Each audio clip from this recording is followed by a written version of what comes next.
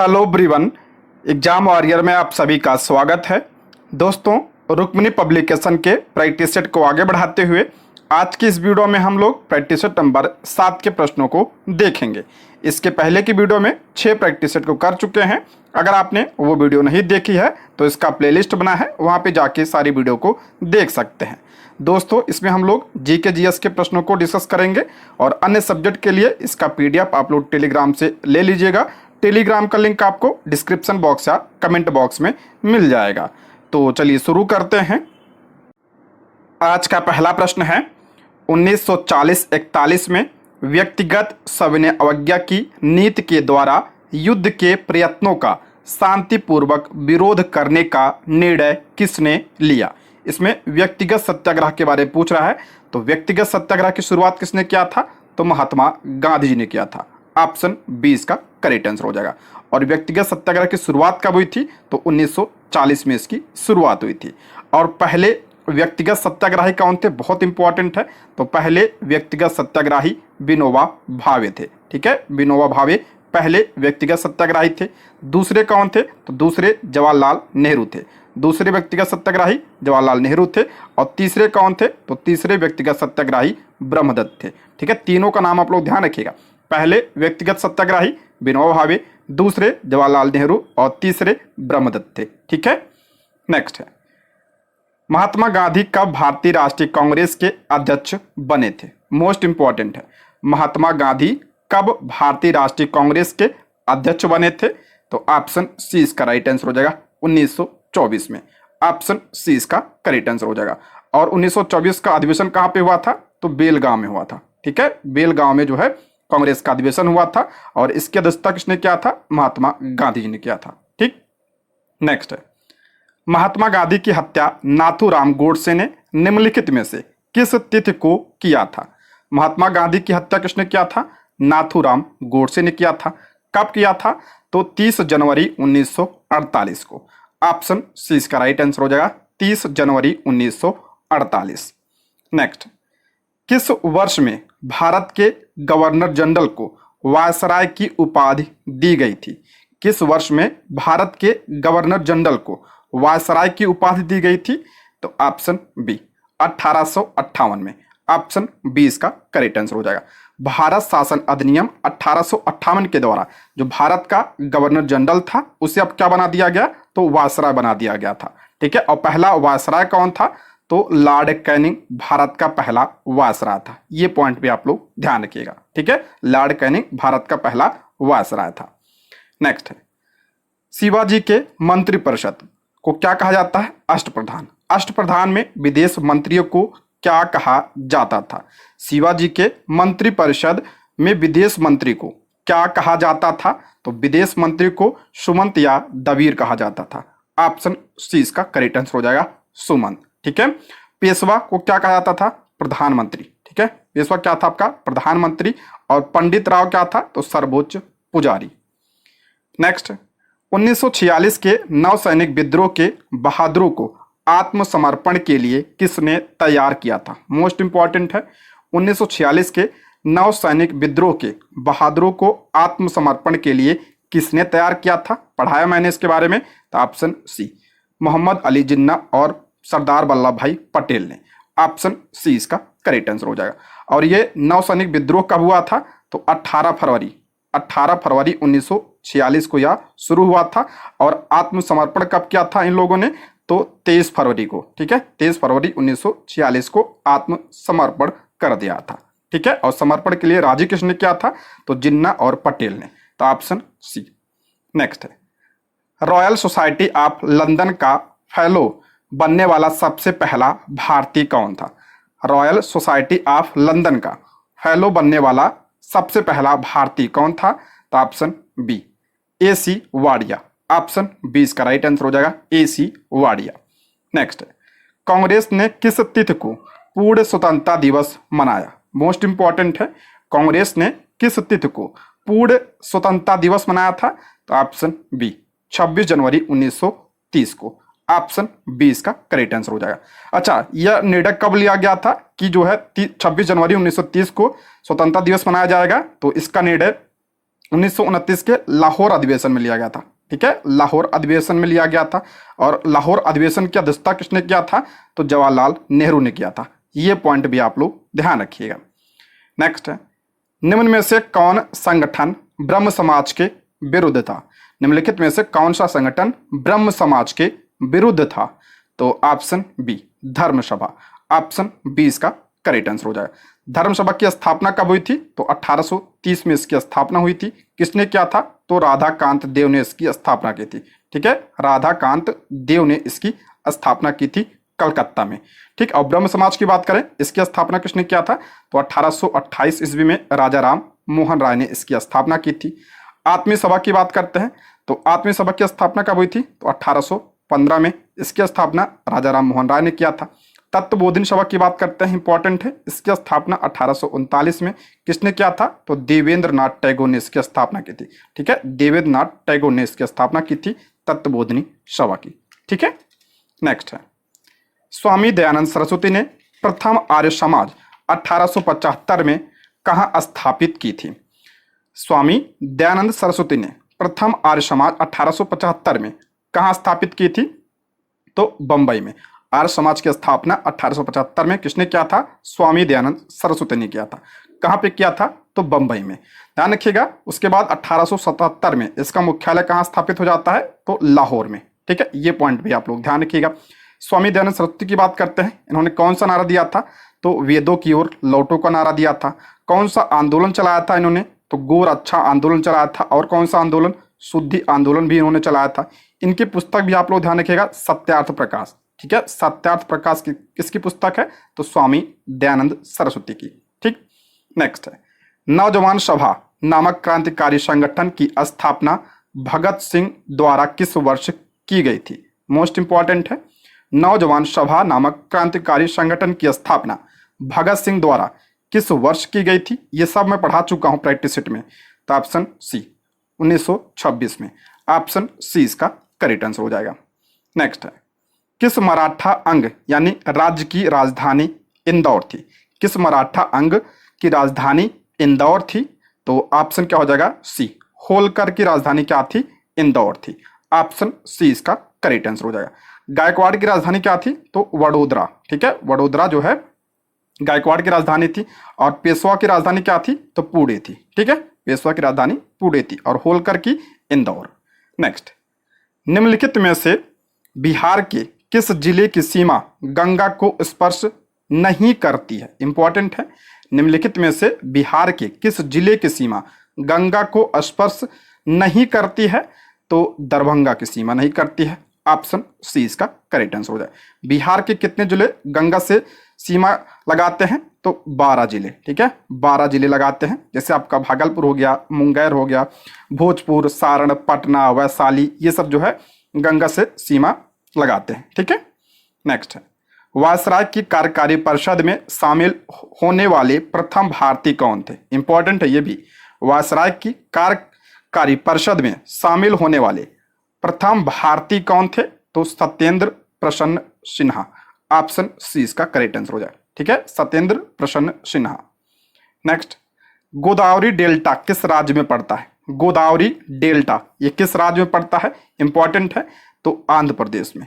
Option B इसका correct answer हो जाएगा, आंध्र प्रदेश। ठीक है, गोदावरी डेल्टा जो है कहां पे? तो आंध्र प्रदेश में पड़ता है ये। गोदावरी नदी की बात करते हैं, इसका उद्गम जो है कहां पे होता है? तो महाराष्ट्र के नासिक के पास त्र्यंबकेश्वर पहाड़ी से इसका उद्गम होता है। ठीक है, ये पॉइंट आप ध्यान रखिएगा। और इसका डेल्टा कहां बनता है? तो आंध्र प्रदेश में। ऑप्शन बी यानी मुहाना। अगला, निम्नलिखित में से किस बहुउद्देशीय परियोजना का निर्माण नर्मदा नदी पर किया गया है? किस बहुउद्देशीय परियोजना का निर्माण नर्मदा नदी पर किया गया है? इंपॉर्टेंट है, तो सरदार सरोवर परियोजना। ऑप्शन ए इसका राइट आंसर हो जाएगा, सरदार सरोवर परियोजना। नेक्स्ट है, भारतीय मानक समय ग्रीनविच माध्य समय से आगे है। करा भारतीय मानक समय जो है ग्रीनविच माध्य समय से कितना आगे है? सभी को पता होगा। ऑप्शन सी 5.5 घंटे। ऑप्शन सी इसका करेक्ट आंसर हो जाए। भारतीय मानक समय कितना है? तो 82.5 डिग्री 82.5 डिग्री पूर्वी देशांतर को क्या कहा जाता है? तो भारतीय मानक समय रेखा कहा जाता है। और ये भारत के कितने राज्यों से को गुजरती है? ये तो 5 राज्यों से, इसको भी ध्यान रखिएगा। ग्रीनविच की बात करते हैं तो ये किसे कहा जाता है? तो 0 डिग्री देशांतर को क्या कहा जाता है? तो ग्रीनविच माध्य समय रेखा कहा जाता है। और जो है, जो भारत की मानक समय रेखा है, कितना आगे है इससे 0 डिग्री से? तो 5.5 घंटे। ठीक है, नेक्स्ट है, अक्षांश का 1 डिग्री लगभग डैश किलोमीटर के बराबर है। कह रहा अक्षांश का जो 1 डिग्री होता है कितने किलोमीटर के बराबर होता है? तो ऑप्शन बी 111। ऑप्शन बी इसका राइट आंसर हो जाएगा। नेक्स्ट है, निम्नलिखित में से किसे विश्व के सर्वोच्च युद्ध क्षेत्र के रूप में जाना जाता है? निम्नलिखित में से किसे विश्व के सर्वोच्च युद्ध क्षेत्र के रूप में जाना जाता है? तो सियाचिन ग्लेशियर को। Option C Siachen glacier. Next है, जावदी पहाड़ी किस राज्य में है? जावदी पहाड़ी जो है किस राज्य में है? ये जावदी, तो ये तमिलनाडु में है। ऑप्शन बी इसका राइट आंसर हो जाएगा, तमिलनाडु में। नेक्स्ट है, भारतीय इतिहास के किस काल को चित्रित धूसर मृदभांड काल के रूप में जाना जाता है? भारतीय इतिहास के किस काल को चित्रित धूसर मृदभांड काल के रूप में जाना जाता है? तो ऑप्शन सी उत्तर वैदिक काल को। ऑप्शन सी इसका करेक्ट आंसर हो जाएगा, उत्तर वैदिक काल। नेक्स्ट, भारत में ग्रीष्मकालीन मानसून के प्रवाह की सामान्य दिशा निम्न में से कौन है? भारत में ग्रीष्मकालीन मानसून के प्रवाह की दिशा कौन सी होती है? सभी को पता होगा, ये आपका दक्षिण पश्चिम। ऑप्शन ए इसका राइट आंसर हो जाएगा। अब भारत में सर्वाधिक वर्षा भी जो है इसी मानसून के द्वारा होती है। ठीक है, सर्वाधिक वर्षा पूछा जाता है किसके द्वारा होती है? तो दक्षिण पश्चिम मानसून के द्वारा। नेक्स्ट, नलबान द्वीप कहाँ स्थित है? नलबान द्वीप जो है ये कहाँ पे स्थित है? तो उड़ीसा के चिल्का झील में। ऑप्शन ए इसका राइट आंसर, उड़ीसा के चिल्का झील में स्थित आपका नलबान द्वीप। ऑप्शन ए इसका राइट आंसर हो जाए। चिल्का झील की बात करते हैं तो ये भारत की सबसे बड़ी खारे पानी की झील है। ठीक है, भारत की सबसे बड़ी खारे पानी की झील कौन सी है? चिल्का झील। नेक्स्ट, इनमें से कौन सी नीलगिरी पहाड़ियों की सबसे ऊंची चोटी है? कई बार बता चुका हूं, नीलगिरी पहाड़ियों की सबसे ऊंची चोटी कौन सी है? तो दोदा बेट्टा है। ऑप्शन ए इसका राइट आंसर हो जाएगा, दोदा बेट्टा। अगर बात करते हैं इसकी ऊंचाई कितनी है तो 2637 मीटर इसकी ऊंचाई है। ठीक है, 2637 मीटर। नेक्स्ट है, संघ लोक सेवा आयोग के किसी सदस्य का कार्यकाल निम्न में से क्या होता है? संघ लोक सेवा आयोग के किसी सदस्य का कार्यकाल कितना होता है? तो ऑप्शन ए पद ग्रहण की तारीख से 6 वर्ष की अवधि या 65 वर्ष की आयु प्राप्त करने तक, इनमें से जो भी पहले हो, या तो आपका 6 वर्ष या आपका 65 वर्ष की आयु। ऑप्शन ए इसका करेक्ट आंसर, जो पहले पूरा हो। ठीक, नेक्स्ट है, प्राक्कलन समिति में राज्यसभा के कितने सदस्य होते हैं? इंपॉर्टेंट है, प्राक्कलन समिति में राज्यसभा के कितने सदस्य होते हैं? मैंने बताया था प्राक्कलन समिति जो है ये क्या है? सबसे बड़ी समिति है। प्राक्कलन समिति जो है सबसे बड़ी समिति है। और इसमें कितने सदस्य होते हैं? तो इसमें 30 सदस्य होते हैं। और सभी सदस्य किसके होते हैं? तो लोकसभा के होते हैं। इसमें राज्यसभा के एक भी सदस्य नहीं होते हैं। तो इसमें राज्यसभा का पूछा है तो इसलिए इसका राइट आंसर हो जाएगा ऑप्शन ए, इनमें से कोई नहीं। ऑप्शन ए इसका राइट आंसर हो जाएगा। नेक्स्ट, विशेष परिस्थितियों में लोकसभा और राज्यसभा की संयुक्त बैठक का प्रावधान भारतीय संविधान के किस अनुच्छेद में किया गया है? इंपॉर्टेंट है, ऑप्शन बी अनुच्छेद 108 में। ऑप्शन बी इसका राइट आंसर हो जाएगा। संयुक्त बैठक का प्रावधान किस में है? तो आर्टिकल 108 में। अच्छा, संयुक्त बैठक बुलाता कौन है? तो ध्यान रखिएगा, राष्ट्रपति बुलाता है। संयुक्त बैठक जो है राष्ट्रपति बुलाता है, लेकिन इसकी अध्यक्षता कौन करता है? तो लोकसभा का जो अध्यक्ष होता है वो इसकी अध्यक्षता करता है। ये पूछा जाता है, संयुक्त बैठक बुलाता कौन है? राष्ट्रपति, लेकिन अध्यक्षता कौन करता है? लोकसभा का अध्यक्ष। और एक पॉइंट ध्यान रखिएगा, जो संयुक्त बैठक होता है किस पर बुलाया जाता है? ये साधारण विधेयक पर बुलाया जाता है। ठीक है, साधारण विधेयक पर बुलाया जाता है। ये जो है धन विधेयक और संविधान संशोधन विधेयक जो है उस पर नहीं बुलाया जाता है। ये पॉइंट जरूर ध्यान रखिएगा। नेक्स्ट है, दल परिवर्तन के आधार पर सदन के किसी सदस्य की निहरता संबंधी प्रश्न का निर्णय करने का अधिकार निम्न में से किसके पास है? दल परिवर्तन के आधार पर सदन के किसी सदस्य की निहरता संबंधी प्रश्न का निर्णय करने का अधिकार किसके पास होता है? तो जो आपका सभा का अध्यक्ष होता है उसके पास। ऑप्शन सी, संबंधित सदन के अध्यक्ष या सभापति के पास। ऑप्शन सी इसका करेक्ट आंसर हो जाएगा। ठीक है, ऑप्शन सी। अगर हम बात करते हैं दल बदल अधिनियम किस अनुसूची में है, इंपॉर्टेंट है, 10वीं अनुसूची में है। ये पॉइंट भी ध्यान रखिएगा। दल बदल जो अधिनियम आया था किस अनुसूची में, तो 10वीं अनुसूची में है। और इसे किस संविधान संशोधन के द्वारा जोड़ा गया था, तो 52वें संविधान संशोधन 1985 के द्वारा इसे जोड़ा गया था। नेक्स्ट है, सर्वोच्च न्यायालय के मुख्य न्यायाधीश, संघ लोक सेवा आयोग के अध्यक्ष, मुख्य निर्वाचन आयुक्त एवं भारत के नियंत्रक एवं महालेखा परीक्षक पदों में वरीयता क्रम में सबसे उच्च क्रम पर कौन पद है? देखिए, सर्वोच्च न्यायालय के मुख्य न्यायाधीश दिया है, उसके बाद संघ लोक सेवा आयोग के अध्यक्ष, मुख्य निर्वाचन आयुक्त एवं भारत के नियंत्रक एवं महालेखा परीक्षक पदों में वरीयता क्रम में सबसे ऊपर कौन आता है? तो इनमें से ऑप्शन ए, सर्वोच्च न्यायालय के मुख्य न्यायाधीश यानी सुप्रीम कोर्ट के मुख्य न्यायाधीश। ऑप्शन ए इसका राइट आंसर हो जाएगा। नेक्स्ट बढ़ते हैं, किसी राज्य के विधान परिषद के सृजन के लिए निम्नांकित में से कौन आवश्यक शर्त है? देखिए, विधान परिषद की बात हो रहा है यहाँ पे। किसी राज्य में विधान परिषद के सृजन के लिए निम्नांकित में से कौन सी शर्त आवश्यक है? तो संबंधित राज्य विधानसभा की सदस्य संख्या कम से कम 120 हो। ऑप्शन ए इसका करेक्ट आंसर हो जाएगा। ऑप्शन ए, वर्तमान में कितने राज्यों में विधान परिषद है? तो 6 राज्यों में है। ठीक है, 6 राज्यों में आपका क्या है? विधान परिषद है। कौन कौन से राज्य हैं? ध्यान सुनिएगा, कर्नाटक हो गया, बिहार में भी है, ये भी ध्यान रखिएगा, उत्तर प्रदेश, महाराष्ट्र, तेलंगाना और आंध्र प्रदेश। 6 राज्यों में वर्तमान में विधान परिषद है। अच्छा, विधान परिषद किस आर्टिकल में है? तो आर्टिकल 171 में है, इसको भी ध्यान रखिएगा। नेक्स्ट बढ़ते हैं, भारत में प्रथम लोकसभा की अवधि निम्न में से कौन थी? भारत में प्रथम लोकसभा की अवधि निम्न में से कौन सी थी? तो अप्रैल 1952 से अप्रैल 1957। ऑप्शन ए, 1952 से 1957। ऑप्शन ए इसका करेक्ट आंसर हो जाए। अच्छा, लोकसभा के पहले अध्यक्ष पूछा जाता है, कौन थे? तो जीवी मावलंकर। जीवी मावलंकर जो है लोकसभा के पहले अध्यक्ष थे, ये पॉइंट भी ध्यान रखिएगा। नेक्स्ट है, भारत का नियंत्रक एवं महालेखा परीक्षक पद एवं उससे संबंधित शर्तों का उल्लेख भारतीय संविधान के किस अनुच्छेद में है? कई बार बता चुका हूं इसके बारे में। ऑप्शन ए, आर्टिकल 148 में आपका CAG का पद है, यानी कैग का पद है आर्टिकल 148 में। अच्छा, नियुक्ति कौन करता है? तो राष्ट्रपति करता है, ये पॉइंट भी ध्यान रखिएगा। ठीक है, राष्ट्रपति। आप लोग कमेंट बॉक्स में बताइए कि वर्तमान में CAG कौन है, कमेंट जरूर करिएगा। ठीक है, नेक्स्ट है, निम्न में से कौन सी भाषा संविधान की 8वीं अनुसूची में सूचीबद्ध नहीं है? कौन सी भाषा संविधान की 8वीं अनुसूची में सूचीबद्ध नहीं है पूछ रहा है। 8वीं अनुसूची में तो कौन सा नहीं है? तो आपका राजस्थानी नहीं है। ऑप्शन सी इसका करेक्ट आंसर हो जाएगा, राजस्थान। अच्छा, भाषा किस में है? तो ध्यान रखिएगा 8वीं अनुसूची में। ठीक है, 8वीं अनुसूची में वर्तमान में कितने हैं? तो आपका 22 भाषाएं हैं। ठीक है, 22 भाषाएं वर्तमान में है। नेक्स्ट, भारत में विधानसभा चुनाव में उपरोक्त में से कोई नहीं यानी नोटा विकल्प का पहली बार इस्तेमाल कब किया गया था? नोटा का इस्तेमाल पहली बार कब किया गया था? तो इसका इस्तेमाल पहली बार नवंबर 2013 में किया गया था। ऑप्शन सी, नवंबर 2013।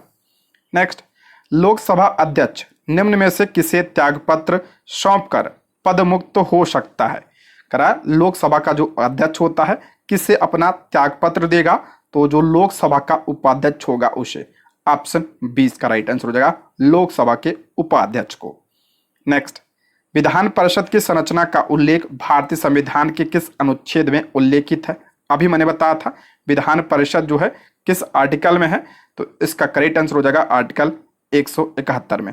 ऑप्शन बी, विधानसभा किस में है? तो 170 में है।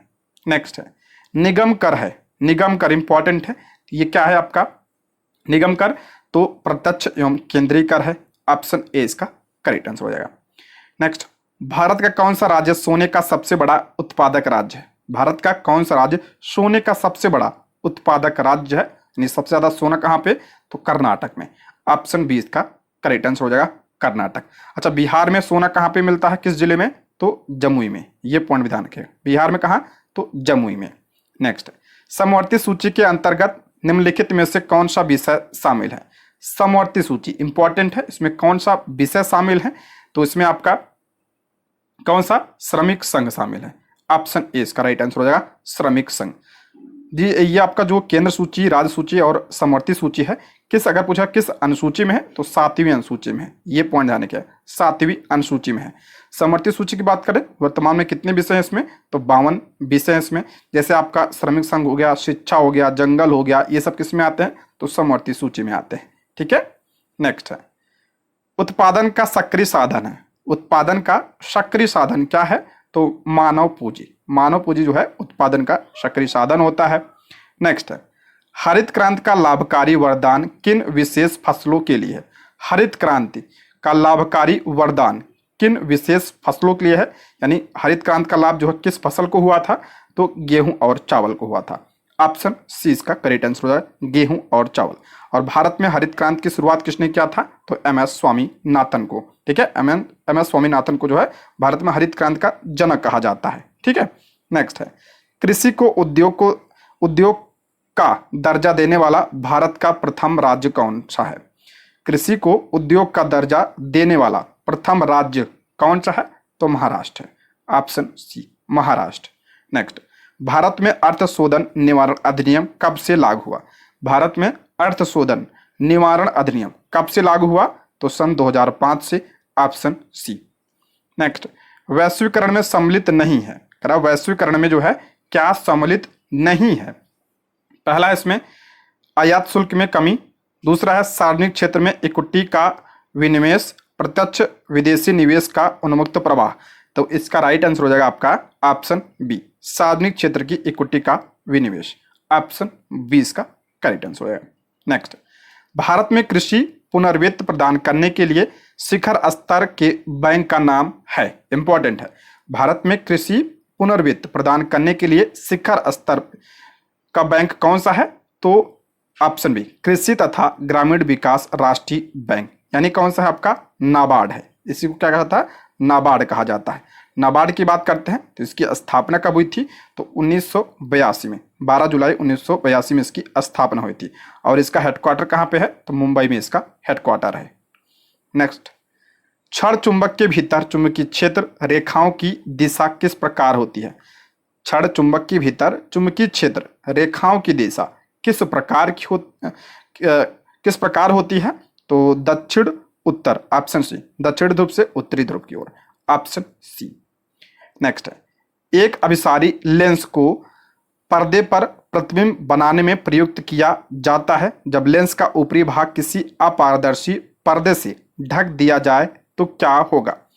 एक अभिसारी लेंस, अभिसारी लेंस का मतलब कौन सा लेंस हो गया आपका? उत्तल लेंस। ठीक है, को पर्दे पर प्रतिबिंब बनाने में प्रयुक्त किया जाता है जब लेंस का ऊपरी भाग किसी अपारदर्शी पर्दे से ढक दिया जाए तो क्या होगा?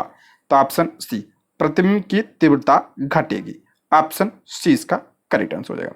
नेक्स्ट एक व्यक्ति एक दीवार पर बल आरोपित करता है लेकिन वह उसे धकेल नहीं पाता, वह किस प्रकार का कार्य करता है? एक व्यक्ति एक दीवार पर बल आरोपित करता है लेकिन वह उसे धकेल नहीं पाता है या किस प्रकार का कार्य करता है? तो आप सभी को पता होगा कार्य बराबर क्या होता है? तो F इंटू एस होता है।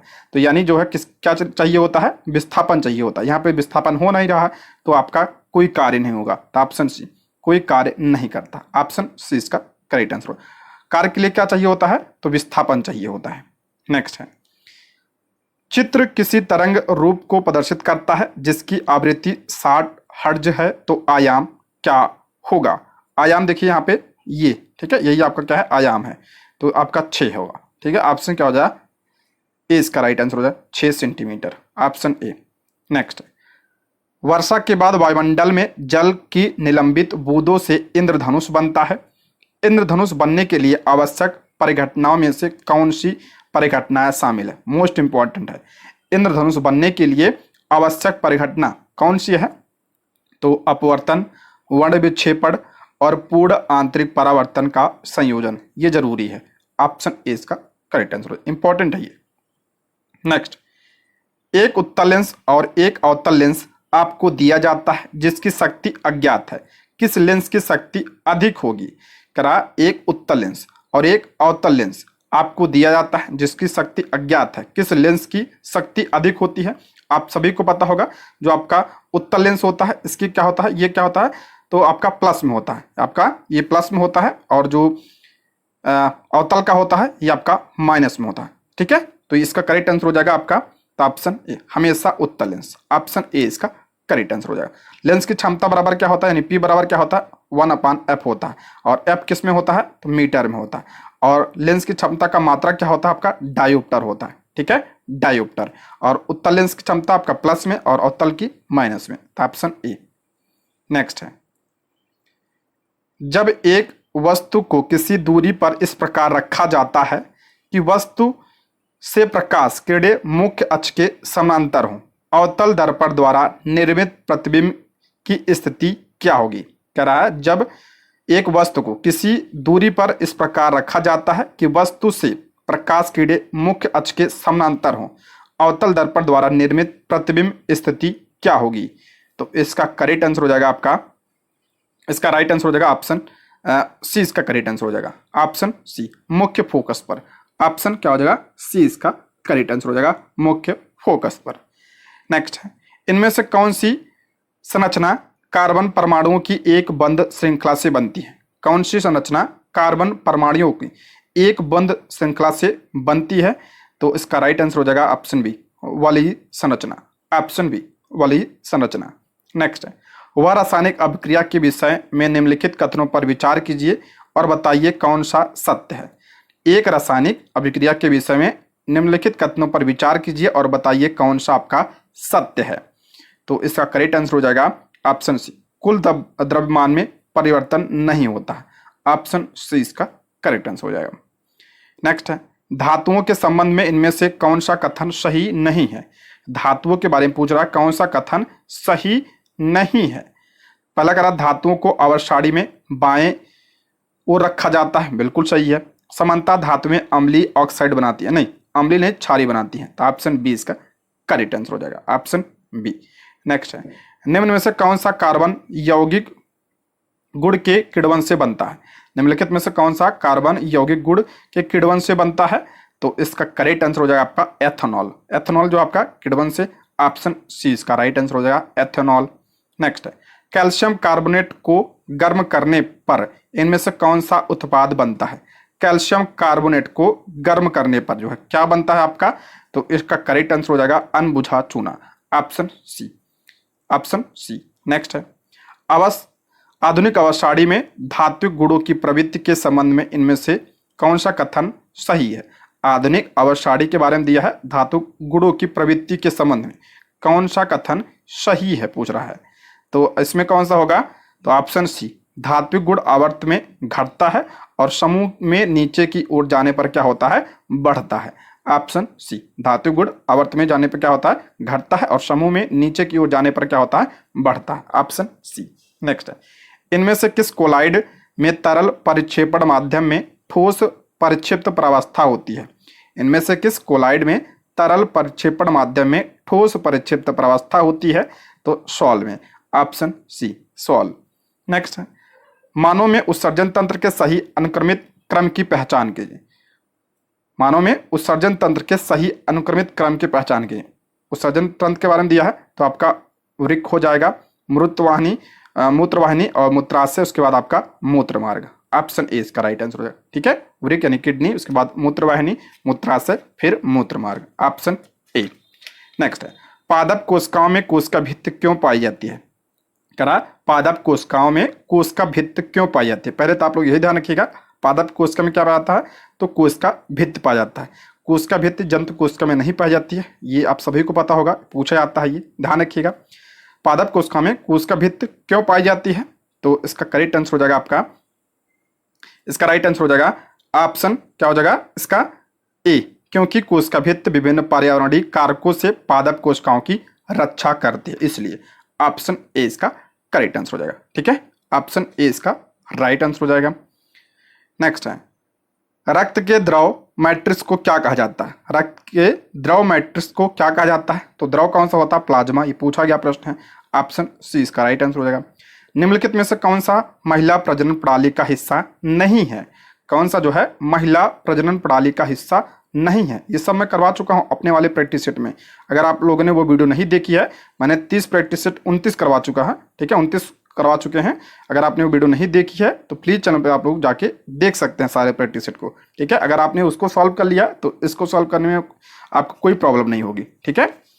तो देखते हैं निम्नलिखित में से कौन सा महिला प्रजनन प्रणाली का हिस्सा नहीं है इसमें से। तो इसमें कौन सा नहीं है, तो वास डिफरेंस, ऑप्शन ए। बाकी फेलोपियन ट्यूब और अंडाशय यह महिला प्रजनन प्रणाली का हिस्सा है। दोस्तों, यदि आप हमारे चैनल पर नए हैं तो प्लीज़ चैनल को सब्सक्राइब करें, और अगर आपको वीडियो पसंद आती है तो लाइक, शेयर और कमेंट करें। और कोई सुझाव हो तो आप लोग कमेंट बॉक्स में जरूर बताइएगा। नेक्स्ट है, परागकण को वर्तिकाग्र पर स्थानांतरित करने के बाद सबसे पहले उसका क्या होता है। परागकण को वर्तिकाग्र पर स्थानांतरित करने के बाद सबसे पहले उसका क्या होता है, तो ऑप्शन सी, या नाभिक को बीजांड में स्थानांतरित करने के लिए एक नलिका विकसित करता है। ऑप्शन सी इसका करेक्ट आंसर हो जाएगा। नेक्स्ट बढ़ते हैं, एड्स रोग किसके कारण होता है। एड्स रोग जो है किसके कारण होता है, सभी को पता होगा। किसकी वजह से, वायरस की वजह से। ऑप्शन ए इसका राइट आंसर। और किस वायरस की वजह से, तो HIV वायरस की वजह से होता है, ठीक है। तो ऑप्शन ए इसका राइट आंसर हो जाएगा। नेक्स्ट है, इनमें से किस प्रकार की कोशिकाएं पादपों में संवहनी ऊतक का भाग नहीं होती हैं। इनमें से किस प्रकार की कोशिकाएं पादपों में संवहनी ऊतक का भाग नहीं होती हैं, तो option A collenchyma. Option A इसका राइट आंसर हो जाएगा। नेक्स्ट, आहार में मौजूद वसा छोटी आंत में बड़ी गोलिकाएं क्यों बनाते हैं। आहार में मौजूद वसा छोटी आंत में बड़ी गोलिकाएं क्यों बनाते हैं, तो ऑप्शन बी, क्योंकि वसा अमाशय में उत्पन्न जलयुक्त कर्दन के साथ अच्छी तरह मिश्रित नहीं हो पाते हैं, इसलिए। Option B. नेक्स्ट है, निम्नलिखित में से कौन सा शब्द जल के अणुओं की एक वर्णता पारगम्य झिल्ली के आर पार गति का वर्णन करता है। तो इसमें कौन सा हो जाएगा, तो परासरण। Option C. नेक्स्ट है, समुद्र तल की तुलना में अधिक ऊंचाई पर सांस लेना अधिक कठिन क्यों होता है। समुद्र तल की तुलना में अधिक ऊंचाई पर सांस लेना अधिक कठिन क्यों होता है, तो इसका करेक्ट आंसर हो जाएगा ऑप्शन ए, अधिक ऊंचाई पर वातावरण कम सघन होता है। ऑप्शन ए इसका करेक्ट आंसर हो जाएगा, ठीक। नेक्स्ट है, चेचक किस वायरस के कारण होता है। चेचक पहले ध्यान रखिएगा, चेचक किसकी वजह से होता है, वायरस की वजह से होता है। और किस वायरस की वजह से होता है, तो इसका राइट आंसर हो जाएगा आपका वारिशेला। ऑप्शन बी इसका राइट आंसर हो जाएगा वारिशेला। नेक्स्ट है, रक्तचाप यानी ब्लड प्रेशर तथा श्वसन गति का नियंत्रण किसके द्वारा होता है। रक्तचाप तथा श्वसन गति का नियंत्रण किसके द्वारा, तो ऑप्शन सी, मेडुला ऑब्लोगेंटा के द्वारा। ऑप्शन सी इसका करेक्ट आंसर हो जाएगा। नेक्स्ट है, स्वपोषियों की कुछ अभिलाक्षणिक विशेषताएं नीचे दी गई हैं। दिए गए कथनों में से कौन सा स्वपोषियों के संबंध में गलत है। स्वपोषी के बारे में पूछ रहा है, कौन सा कथन गलत है। पहला, इन्हें प्राथमिक उत्पादक भी कहा जाता है। दूसरा आपका, स्वपोषियों की कार्बन और ऊर्जा संबंधित आवश्यकताएं प्रकाश संश्लेषण द्वारा पूरी होती हैं। तुरंत उपयोग नहीं किए जाने वाले कार्बोहाइड्रेट ग्लाइकोजन के रूप में संग्रहित हो जाते हैं। देखिए इसमें गलत पूछ रहा है। पहला, इसमें स्वपोषी को प्राथमिक उत्पादक कहा जाता है, बिल्कुल सही है। स्वपोषियों की कार्बन और ऊर्जा संबंधी आवश्यकताएं प्रकाश संश्लेषण द्वारा पूरी होती हैं, बिल्कुल सही है, इसे आपका पादप। उसके बाद आपका, तुरंत उपयोग नहीं किए जाने वाले कार्बोहाइड्रेट ग्लाइकोजन के रूप में संग्रहित हो जाते हैं, ये आपका गलत हो जाएगा। ऑप्शन सी इसका करेक्ट आंसर हो जाएगा, ये गलत है। स्वपोषी में क्या आता है आपका, पेड़ पौधे आते हैं, यानी पादप आता है। नेक्स्ट है, निम्न में से कौन सा ऊर्जा का एक पारंपरिक स्रोत है। ऊर्जा का जो है पारंपरिक स्रोत इसमें से पूछ रहा है कौन सा है, तो पारंपरिक इसमें कौन सा हो जाएगा, तो ऑप्शन सी इसका राइट आंसर हो जाएगा। ऑप्शन सी, नाभिकीय ऊर्जा। ऑप्शन सी इसका करेक्ट आंसर हो जाएगा। नेक्स्ट है, निम्न में से कौन सी क्रिया ओजोन परत की मोटाई को बढ़ाने के लिए सर्वाधिक उपयुक्त है। निम्नलिखित में से कौन सी क्रिया ओजोन परत की मोटाई को बढ़ाने के लिए सर्वाधिक उपयुक्त है। तो ओजोन परत की मोटाई के लिए कौन सा, तो फ्लोरीन आधारित प्रशीतकों के उपयोग को कम करना। ऑप्शन सी इसका करेक्ट आंसर हो जाएगा। ओजोन परत की बात करते हैं, इसकी मोटाई किस में नापा जाता है, तो इकाई क्या होती है, तो डाप्सन होती है। और ओजोन परत किस में पाया जाता है, किस मंडल में, समताप मंडल में पाई जाती है। ये पॉइंट भी आप लोग ध्यान रखिएगा। नेक्स्ट है, निम्न में से कौन सा पौधा परजीवी है। कौन सा जो है परजीवी पूछ रहा है, तो परजीवी इनमें से कौन सा है? तो अमरबेल है, ऑप्शन सी, अमरबेल जो है आपका परजीवी है। नेक्स्ट है, खतरनाक अपशिष्ट के निपटान की सर्वोत्तम विधि क्या है? खतरनाक अपशिष्ट के निपटान की सर्वोत्तम विधि क्या है? तो भस्मीकरण या जलाना, ऑप्शन ए इसका राइट आंसर हो जाएगा। नेक्स्ट, कुछ जीवाणुओं की क्रिया द्वारा घोड़ों, खरगोशों आदि जैसे प्राणियों में आहार में मौजूद सेलुलोज का पाचन इनमें से किस स्थान पर होता है? कह रहा कुछ जीवाणुओं की क्रिया द्वारा घोड़ों, खरगोशों आदि जैसे प्राणियों में आहार में मौजूद सेलुलोज का पाचन इनमें से किस स्थान पर होता है? तो अंधनाल में, ऑप्शन सी इसका राइट आंसर हो जाएगा, अंधनाल। नेक्स्ट, निम्नलिखित में से कौन ऊर्जा का गैर पारंपरिक स्रोत नहीं है? कौन सा ऊर्जा का गैर पारंपरिक स्रोत नहीं है? तो परमाणु ऊर्जा, ऑप्शन ए इसका राइट आंसर हो जाएगा। नेक्स्ट है, 22 मार्च 2024 को कौन सा दिवस मनाया जाता है? 22 मार्च 2024 को कौन सा दिवस मनाया जाएगा? तो 22 मार्च को कौन सा दिवस मनाया जाता है? तो बिहार दिवस भी मनाया जाता है। और कौन सा दिवस मनाया जाता है? तो जल दिवस भी 22 मार्च को मनाया जाता है। तो ए और सी दोनों होगा, तो ऑप्शन डी इसका राइट आंसर हो जाएगा। पृथ्वी दिवस की बात करते हैं, कब मनाया जाता है ये? 22 अप्रैल को पृथ्वी दिवस मनाया जाता है। 22 मई भी आप लोग ध्यान रखिएगा, कौन सा दिवस मनाया जाता है 22 मई को? तो जैव विविधता दिवस मनाया जाता है, ठीक है, जैव विविधता दिवस। नेक्स्ट है, हाल में किस राज्य के सौराष्ट्र क्रिकेट एसोसिएशन स्टेडियम का नाम बदलकर निरंजन शाह स्टेडियम किया गया है? हाल में किस राज्य के सौराष्ट्र क्रिकेट एसोसिएशन स्टेडियम का नाम बदलकर निरंजन शाह स्टेडियम रखा गया है? तो गुजरात, ऑप्शन सी इसका राइट आंसर हो जाएगा, गुजरात। नेक्स्ट है, हाल ही में चदुम्बी महोत्सव किस राज्य में मनाया गया? हाल ही में चदुम्बी महोत्सव किस राज्य में मनाया गया ये? तो असम में, ऑप्शन बी असम। नेक्स्ट है, अक्टूबर 2023 में भारत ने इजराइल हमास संघर्ष क्षेत्र से भारतीय नागरिकों की वापसी के लिए कौन सा ऑपरेशन शुरू किया था? अक्टूबर 2023 में भारत ने इजराइल हमास संघर्ष क्षेत्र से भारतीय नागरिकों को वापस बुलाने के लिए कौन सा ऑपरेशन शुरू किया था? तो ऑपरेशन अजय, ऑप्शन सी इसका राइट आंसर हो जाएगा, ऑपरेशन अजय। ऑपरेशन कावेरी की बात करें तो ये आपका सूडान के लिए चला गया था। ऑपरेशन दोस्त की बात करते हैं, जो सीरिया और टर्की में भूकंप आया था उसके लिए चला गया था ऑपरेशन दोस्त।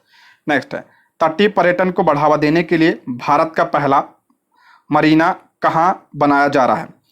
तटीय पर्यटन को बढ़ावा देने के लिए भारत का पहला मरीन कहाँ बनाया जा रहा है? तो इसका करेक्ट आंसर हो जाएगा आपका कहाँ पे? तो कर्नाटक में, ऑप्शन सी इसका राइट आंसर है, कर्नाटक। नेक्स्ट है, दुनिया के सबसे लंबी नदी क्रूज एमवी विलास ने किस दो स्थानों के बीच अपनी पहली यात्रा पूरा किया था?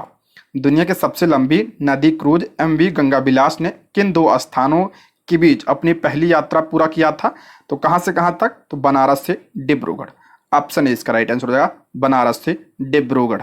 नेक्स्ट, पुस्तक कन्वर्सेंस विद औरंगजेब के लेखक हैं। पुस्तक कन्वर्सेंस विद औरंगजेब के लेखक कौन है? तो option A Charu Nivedita, option A इसका राइट आंसर हो जाएगा। नेक्स्ट, एशियाई पैरा खेल 2023 में कुल कितने पदक जीतकर भारतीय खिलाड़ियों ने इतिहास रच दिया? एशियाई पैरा खेल 2023 में कुल कितने पदक जीतकर भारतीय खिलाड़ियों ने इतिहास रच दिया? तो कुल 111 पदक, ऑप्शन ए इसका राइट आंसर हो जाएगा 111, जिसमें आपका 29 स्वर्ण पदक, 31 रजत और 51 कांस्य पदक, ठीक है, 29 स्वर्ण, 31 रजत और 51 कांस्य। और ये एशियाई पैरा खेल कहाँ पे हुआ था? तो चीन में हुआ था, ठीक। नेक्स्ट है, वर्तमान में राष्ट्रीय बाल संरक्षण आयोग के अध्यक्ष हैं। वर्तमान में राष्ट्रीय बाल संरक्षण आयोग के अध्यक्ष कौन है? तो ऑप्शन सी प्रियांक कानूनगो, ऑप्शन सी। नेक्स्ट है, हाल ही में वनडे में दोहरा शतक बनाने वाले पहले श्रीलंकाई क्रिकेटर कौन बने हैं? हाल ही में वनडे में दोहरा शतक बनाने वाले पहले श्रीलंकाई क्रिकेटर कौन बने हैं?